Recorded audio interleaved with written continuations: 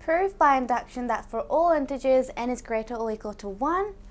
Okay, there's a big equation there, big expression. So I won't read it out, but you can have a look.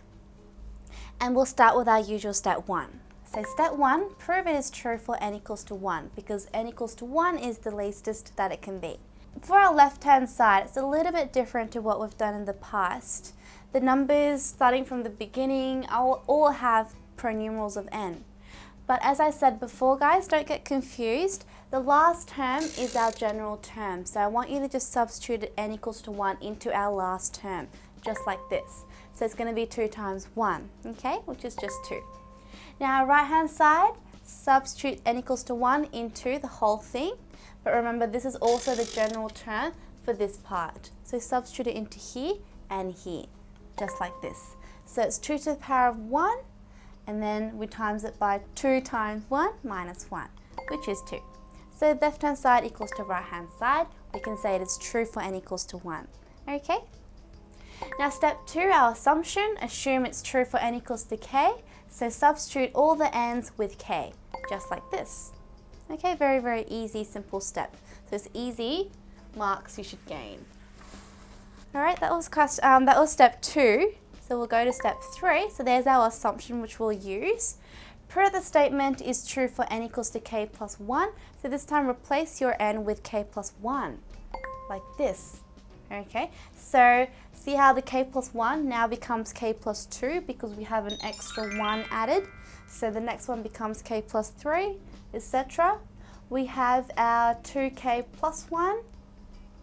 And then see how here, when I sub it into here, when I sub in k plus 1 into there, I have 2 there, and then the k plus 1, okay? And when I sub in k plus 1 into there, I'll just show you, it's going to be 2 times k plus 1 minus 1, which is 2k, if I expand it like that, which is 2k 1. So that is that. So just don't get confused there, I just kind of simplified it all.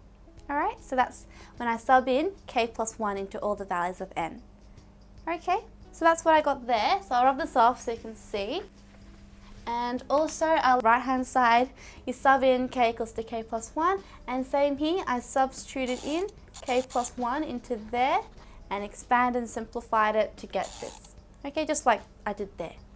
Okay, so that's what I did here. Have a close look and let's start our proof. So I'm going to start with our left hand side, which is just this. I just rewrote it out. And now what I'm going to be doing is like this. All I did here, guys, was move this to the front. So that goes here. Okay, and you'll see why I did that. Because it's k plus 1, I want k plus 1 to be before k plus 2 and before k plus 3. So I'm trying to rearrange it so it looks more logical. Okay, and then that 2k plus 1 is there, and you know that the 2k is the previous one, right? So just don't get confused.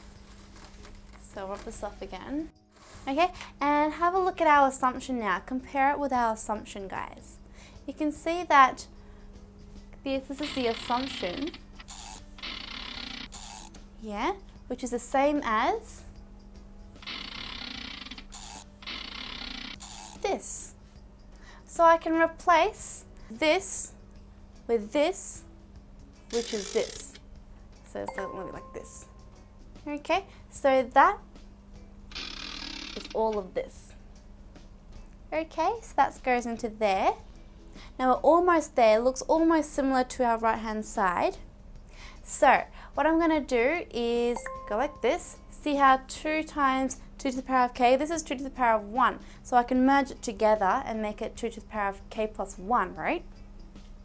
And I simply put this inside here, and I'm definitely sure I can do that, right? I can just put it inside the big bracket, and that's how I have that. So I'll rub this all off so you can see a bit better. And now compare it with the right hand side. It is equal to the right hand side, isn't it? Have a look. It's exactly the same. Except for this one, I just put in an extra term there, but you don't have to put that if you don't want to, okay? You know that the term before that is that, right? So that's why I put it in. So it's basically exactly the same. So therefore, I can say that if the statement is true for n equals to k, which is our assumption, it is true for n equals to k plus 1, because I've utilized that into our step 3. So therefore, it is true for all integers and is greater or equal to 1 by the use of induction. And this is usually the standard form of writing the conclusion. So just trying to memorize some statement in your head before you do any of these questions.